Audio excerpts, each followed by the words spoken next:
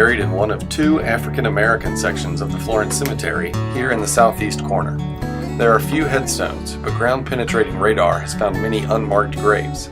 Many of these are most likely slaves of the rich landowners in the area, many of whom are in the same cemetery.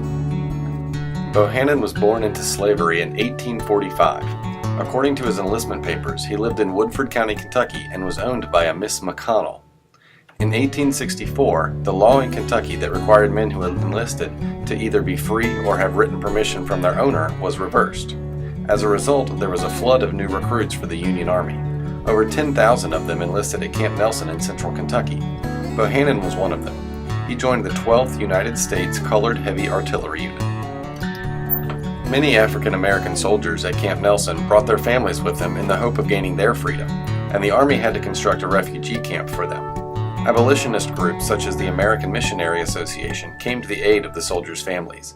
In 1864, the founder of Berea College, John Fee, arrived at Camp Nelson to educate and minister to them. He tried to teach all the African Americans to be productive, independent members of integrated society after the war. Members of the 12th Colored Heavy Artillery Unit served many roles in the war. They performed garrison duty at many sites around Kentucky. They saw action in several campaigns in Southern Virginia, Cynthiana, Kentucky, and the siege of Petersburg, Virginia. They were even involved in chasing the Confederate Army to Appomattox Courthouse, where Robert E. Lee surrendered to Ulysses S. Grant, which ended the Civil War.